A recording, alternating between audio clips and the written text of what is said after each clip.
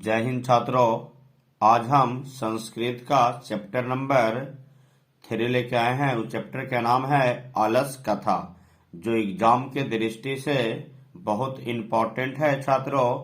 और इसमें ऑब्जेक्टिव और सब्जेक्टिव भी एक या दो क्वेश्चन पूछता है। अगर ये कुछ महत्वपूर्ण प्रश्न लेके आए हैं छात्रों, जो हम 1 से लेके 16 प्रश्न हम बनाए हैं बोर्ड मॉडल क्वेश्चन। अगर इस प्रश्नों को अगर शुरू से अगर अंत तक देखता है छात्रों, तो पूरा उम्मीद रखते हैं इसमें पूरा ऑब्जेक्टिव भी क्लियर हो जाएगा और पूरा सब्जेक्टिव भी क्लियर। अगर इस थ्योरी को अगर हम बता देते हैं तो तुमको 2 नंबर के भी क्लियर हो गया और 1 नंबर का। अगर ऑब्जेक्टिव कैसे बनेगा वो हम ऑब्जेक्टिव भी समझाते जाएंगे और सब्जेक्टिव भी क्लियर हो जाएगा छात्रों।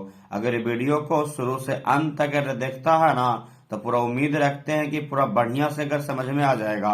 और समझने के बाद एक बार कॉपी में नोट करके 1 से 2 बार अगर पढ़ लिया छात्रों, तो पूरा उम्मीद है कि बहुत अच्छा समझ में आएगा। चलते हैं छात्रों, शुरुआत करते हैं आलस कथा। ये आलस कथा में इसका लेखक विद्यापति थे और इसमें एक आलस कथा में एक बीरेश्वर नाम के मंत्री थे। और आलस कथा के मतलब आलसी आदमी। इसमें चैप्टर में आलसी के बारे में बताया गया, जो हमें बहुत बढ़िया से बताएंगे। शुरुआत करते हैं। पहला क्वेश्चन मेरा आता है छात्रों कि चारों आलसी, इस चैप्टर में बताया गया 4 आलसी के बारे में कि चारों आलसी पुरुष आग से किस प्रकार बचना चाहते थे।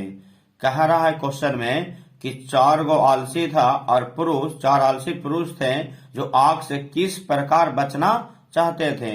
तो बताते हैं छात्रों कि चारों आलसी पुरुष आग लगने पर भी घर से नहीं भागे थे। वो इतना आलसी था कि आग लगने पर भी वो भागे नहीं थे। उसको फर्क नहीं पड़ रहा है कि आग लगा है, कुछ डरे नहीं। इतना आलसी है कि उठ के भाग नहीं सकते थे। कि चारों आलसी पुरुष आग लगने पर भी घर से नहीं भागे और वे शोरगुल सुनकर जान गए थे।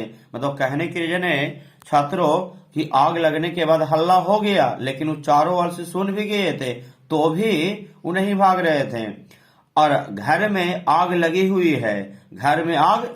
है, जान भी गए तो भी आलसी लोग घर में ही हैं। और वे चाहते थे कि कोई धार्मिक व्यक्ति, मतलब कि ईमानदार व्यक्ति, बढ़िया व्यक्ति, दयालु व्यक्ति उसको कहते हैं, आकर आग पर जल, वस्त्र या कंबल डाल दे। चारों आलसी कह रहे हैं कोई ऐसा व्यक्ति आ जाए कि जो आग लगे हुए जो हमारे पर जल और वस्त्र या कंबल डाल दे। बताओ कि कितना उसको में इतना आलसी को अपने से भाग नहीं सकते थे और कहते थे कि हम पर जल डाल दो, वस्त्र डाल दो या कंबल डाल दो, जिससे आग बुझ जाए और वे लोग बच जाए। तो ऐसा जीवन में क्या ही मतलब छात्रों कि आग लगने पर भी ना भागे। वो ऐसे थे कि आग लगने पर खुद से भाग न रहे, तो कहते हैं दूसरों को कह रहे कि हम पर जल डाल दो, वस्त्र कोई डाल दो या कंबल डाल दो, या जिससे आगे बुझ जाए और वे लोग बच जाए। अब क्वेश्चन नंबर 2 लेकर आए हैं छात्रों, जिसमें कहता है कि आलस कथा पाठ के आधार पर लेखक के विचार को स्पष्ट करें।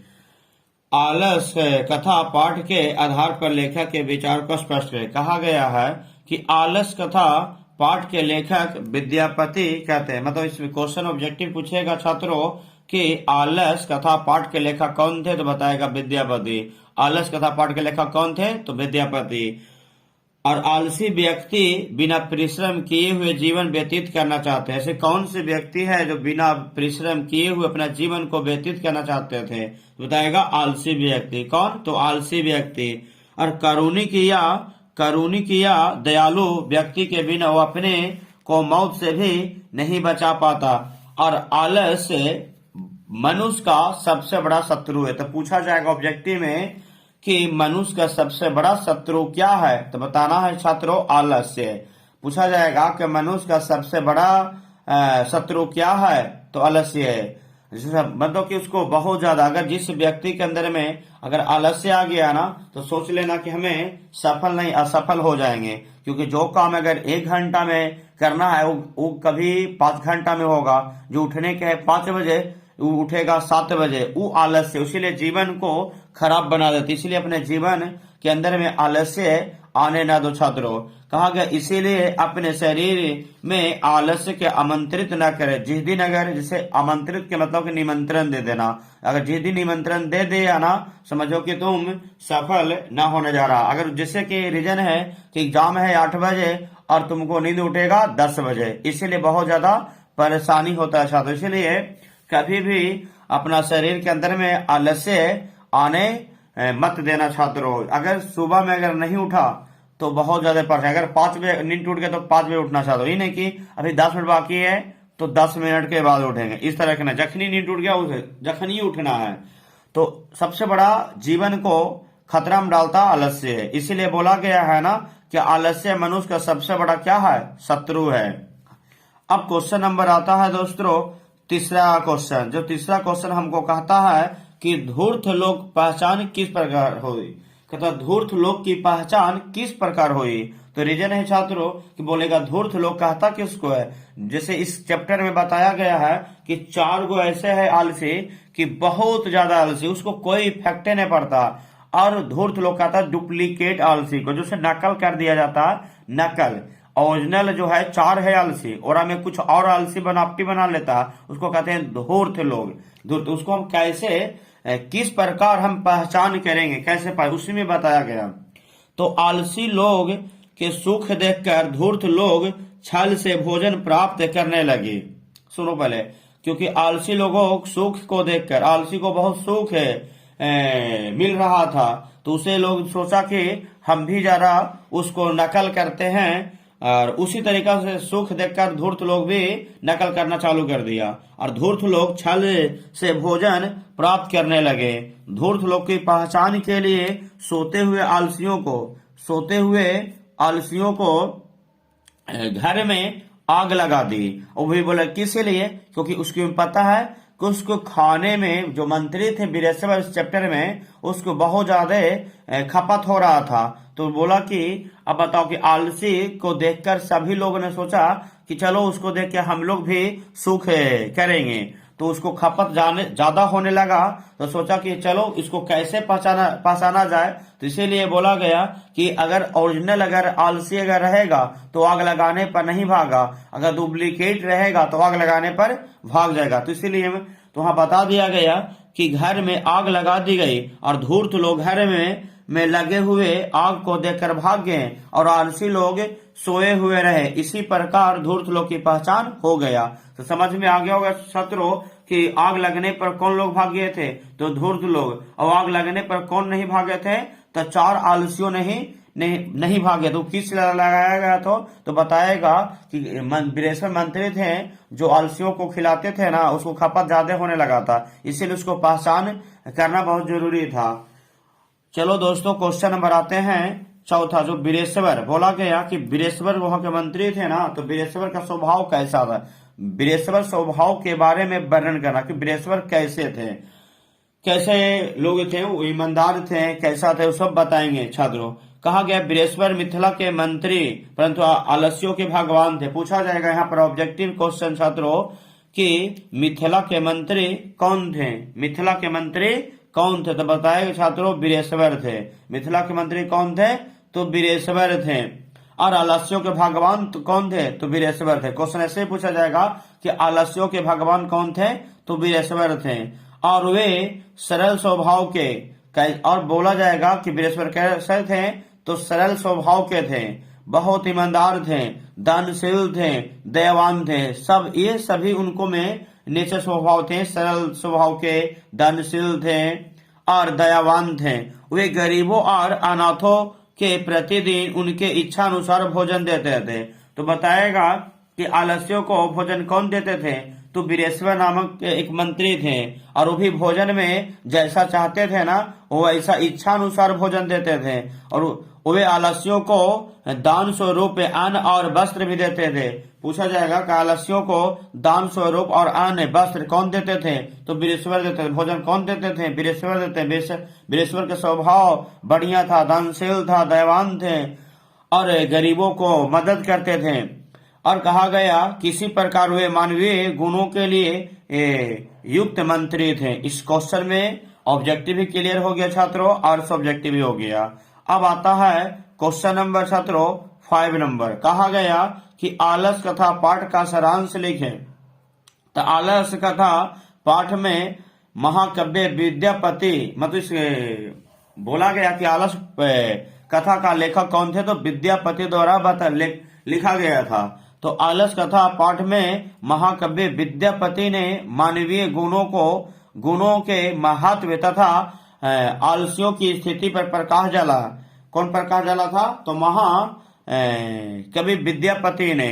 वीरेश्वर वहां के मंत्री कौन थे, तो वीरेश्वर। कहा गया कि किस प्रकार वीरेश्वर मंत्री वीरेश्वर नामक मंत्री अनाथों एवं आलस्यों के मदद करते थे। तो पूछा जाएगा छात्रों कि अनाथों और आलस्यों की मदद कौन करते थे, वीरेश्वर नामक मंत्री।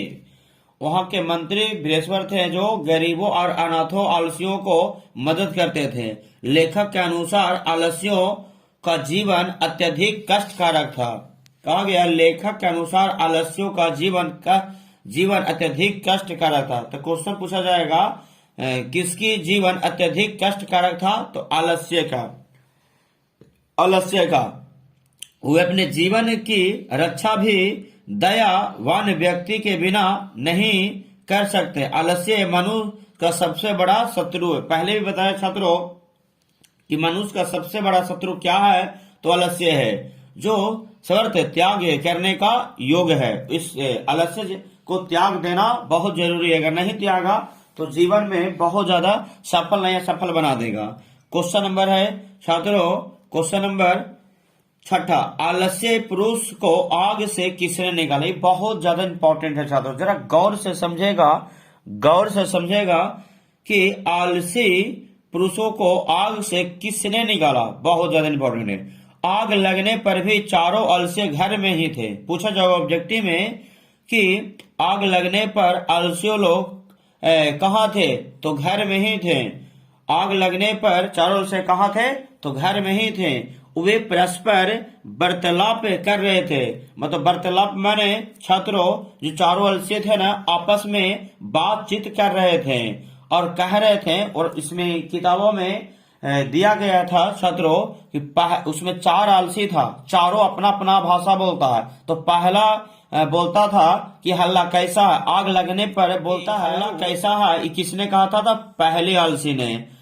और दूसरी आलसी कहता लगता है घर में आग लग गई है।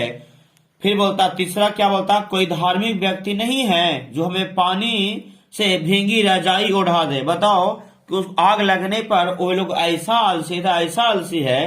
पहला बोला हल्ला कैसा है, दूसरा बोला है कि घर में आग लग गई है।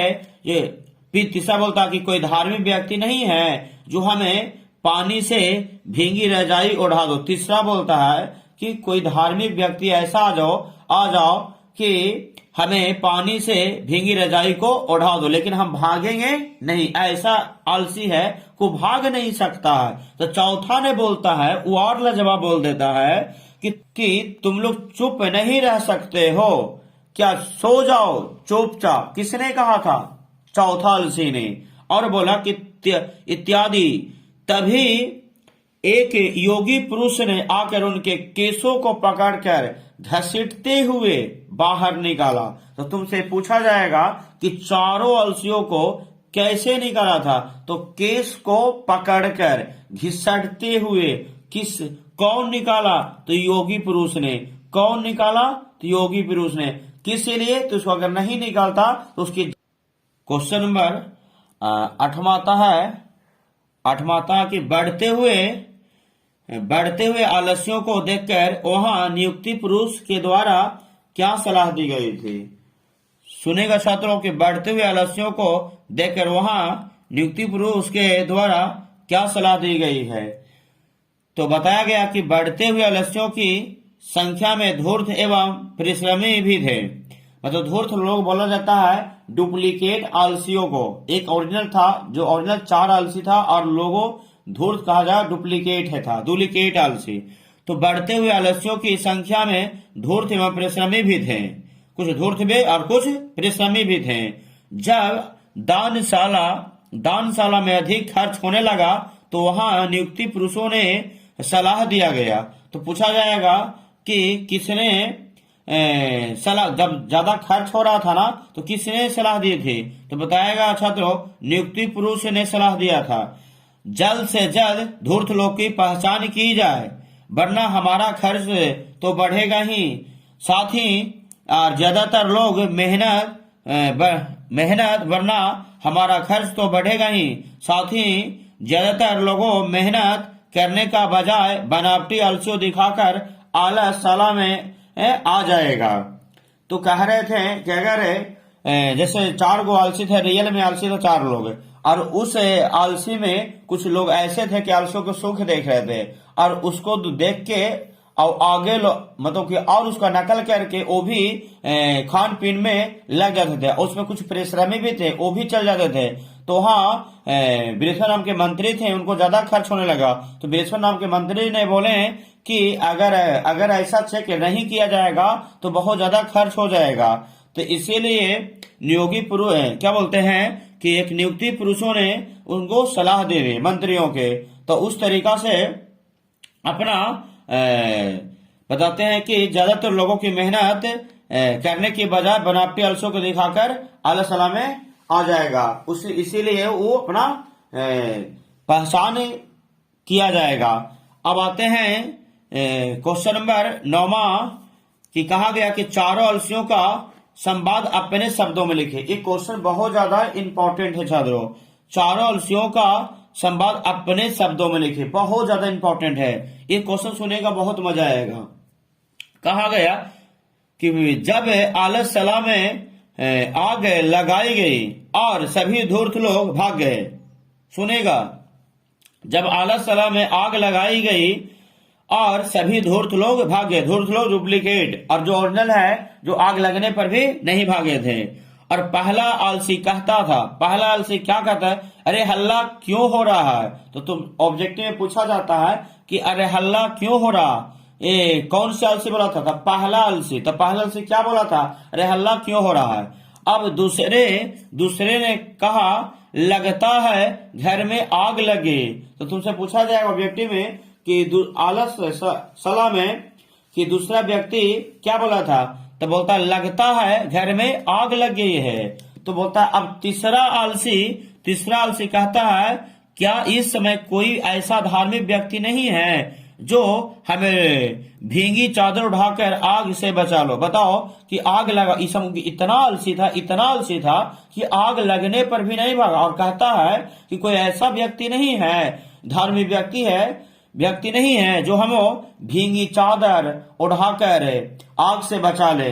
बताओ कि अगर जब किसी को अगर आग लग जाए तो खुद से, लेकिन इसमें इतना आलसी था कि कितनो कुछ भी हो जाए पर भागेंगे नहीं। तो चौथा ने कहा वो और मजेदार है। कहता है अरे गपक्कर, कहता है ए गपक्करो चुपचाप सो नहीं सकते क्या? नींद हराम करके रख दिया। बताओ आग लगा हुआ है और कह रहा है अरे गपक्करो चुपचाप नहीं सो सकते क्या? नींद हराम करके रख दिया है। ये किसने बोला था? तो चौथे आलसी ने कहा था। ये बताओ कि आग लगने पर ऐसा बोल रहा था, इसको डिस्टर्ब हो रहा सुनने में, सब हल्ला लोग कह रहा था। चलते हैं आलस सला में आग क्यों लगाई गई। ये भी क्वेश्चन बहुत मजेदार क्वेश्चन है छात्रों, जरा सुनेगा गौर से। कहा गया आलस सला में आग क्यों लगाई गई, बहुत मजेदार। जब आलस सला में धूर्त लोग की संख्या बढ़ने लगी थी तो बता देगा कि आलस सला में आग क्यों लगाई। तो इसमें 4 आलसी था जो ओरिजिनल, तो उसमें कुछ आलसियों को सुख देखकर भी नकल करने लगा, इसीलिए आग लगाई गए थे।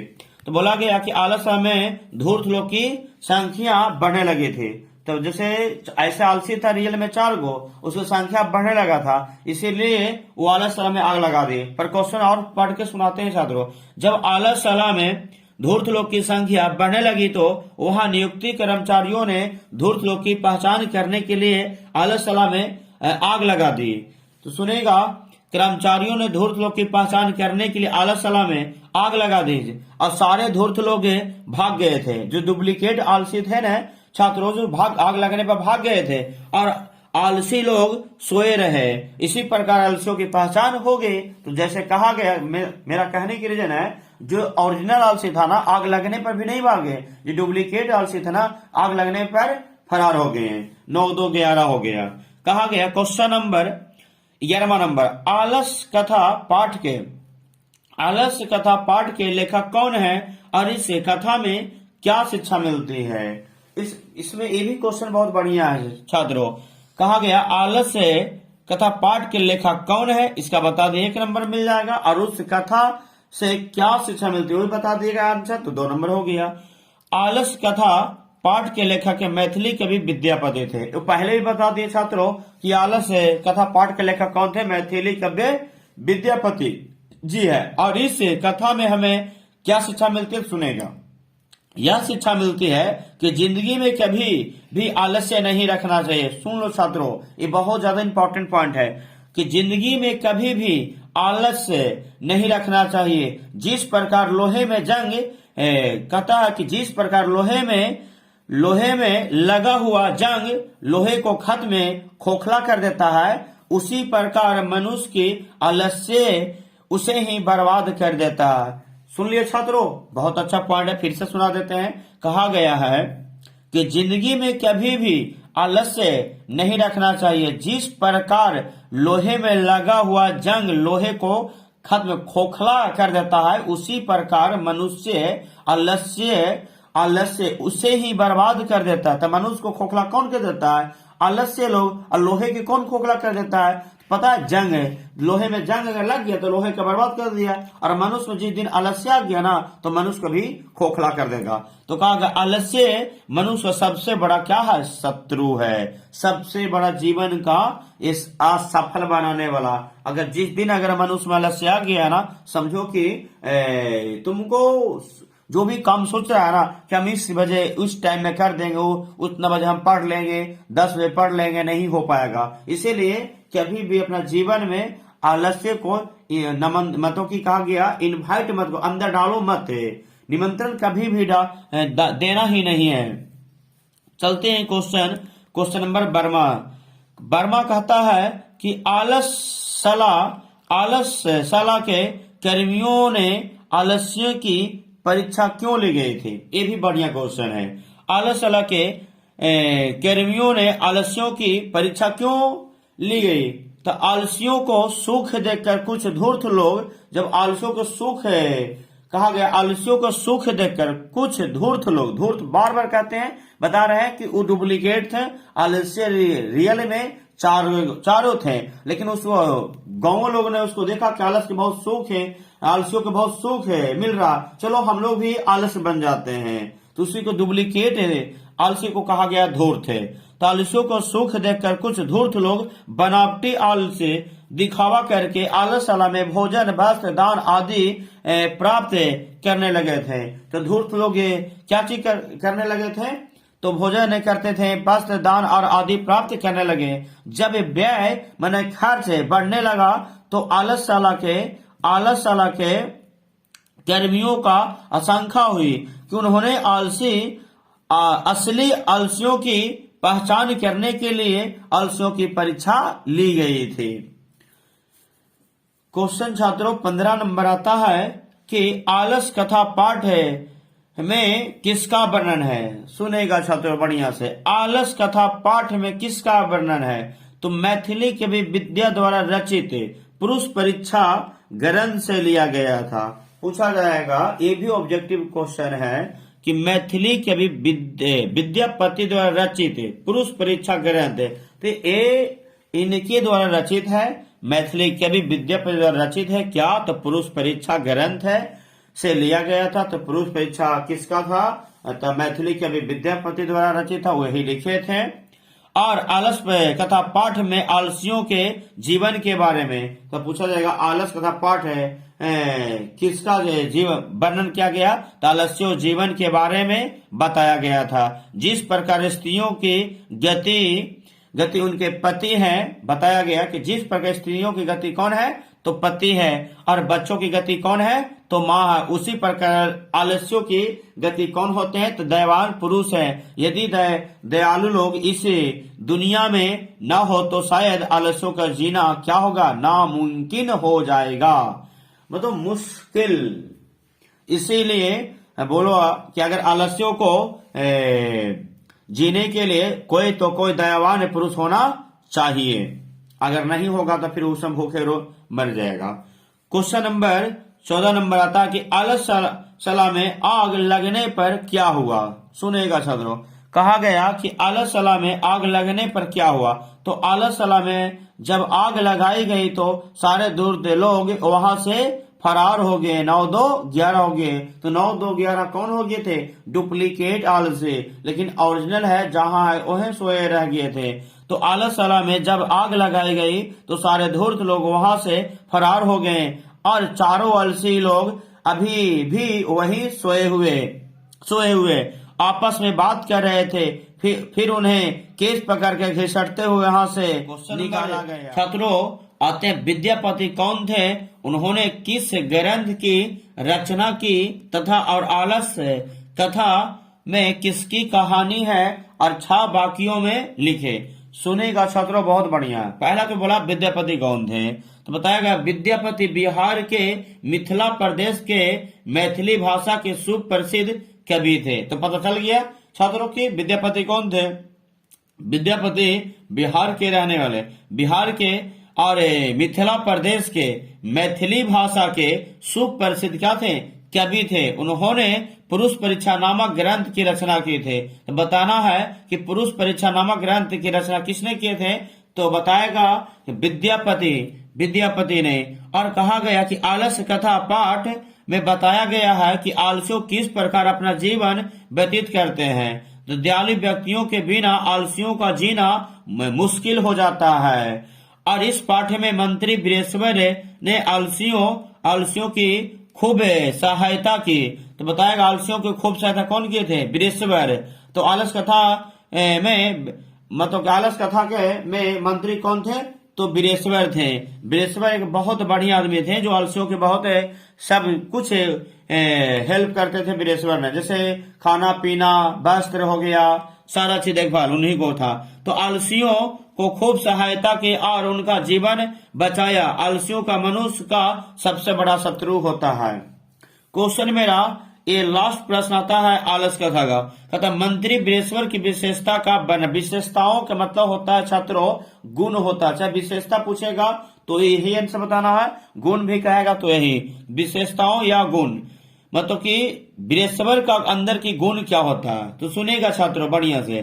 कहता है कि बृहस्पति मैथिला के मंत्री थे। मंत्री तो थे और साथ ही साथ आलसियों के लिए भगवान भी थे। तो आलसियों के भगवान कौन थे, तो बृहस्पति। और याद रखिएगा मैथिला के मंत्री कौन थे, तो बृहस्पति। और वे और कैसा थे, उनको और व्यवहार मतलब उनको गुण क्या क्या थे, तभी तो बता दिए कि उनकी वहां के मिथिला के मंत्री थे कौन, तो बृहस्पति। आलस्यों के भगवान थे कौन, तो बृहस्पति। और उनको गुण कैसे थे, तो दयालु थे, कारुणिक थे, दानशील थे। कौन थे ऐसा, बृहस्पति थे। कौन थे, बृहस्पति। दयालु थे, कारुणिक थे और दानशील थे। वे आलस्यों के लिए आलसला में बनवाया प्रतिदिन वे गरीबों और अनाथों के उनकी इच्छा अनुसार भोजन देते थे। तो इच्छा अनुसार भोजन कौन देते थे, तो बृहस्पति नाम के मंत्री बृहस्पति देते। बृहस्पति वहां के मंत्री थे और वे सरल स्वभाव के व्यक्ति के थे। तो सरल स्वभाव व्यक्ति के कौन थे, तो बृहस्पति थे। अब बताते हैं छात्रों, ये मेरा पूरा आलस कथा पाठ का 1 से लेके 16 क्वेश्चन था, पूरा एंड कर दिया। अगर इस क्वेश्चन को अगर शुरू से अंत तक अगर देखेगा तो पूरा गारंटी के साथ कहते हैं कि तुमको ऑब्जेक्टिव शुरू से लेके अंत तक, मतलब कि जितना भी कोई भी बुक ले लो उठा के सारा का सारा पकड़ा जाएगा। और एक बार कॉपी में नोट कर लिया छात्रों, जैसे हम एक बार पढ़ाएं और नहीं भी समझ में आता तो एक बार खुद से पढ़ के देखो, और कहीं हमारा मिस्टेक हो गया तो इसके लिए सॉरी छात्रों। और बताते हैं कि अगर अच्छा लगा तो लाइक और कमेंट जरूर करेगा। और जो अगर प्रॉब्लम अगर होगा तो कमेंट में जरूर लिखिएगा छात्रों, और इससे हमको अगला वीडियो जरूर, अगर तुमको प्रॉब्लम होगा कि यहाँ पर गलती होगा तो जरूर कमेंट में करेगा। और हमारा अगला वीडियो किस पर बनेगा उस पर भी बताएगा छात्रों कि हम किस पर वीडियो बनाएंगे। और अच्छा लगेगा जरूर से जरूर शेयर और सब्सक्राइब और बेल आइकन घंटी दबा देगा, उससे नोटिफिकेशन आते रहेगा और हमारा क्वेश्चन जाते रहेगा छात्रों। हम वीडियो को यहीं पर लास्ट करते हैं छात्रों। जय हिंद।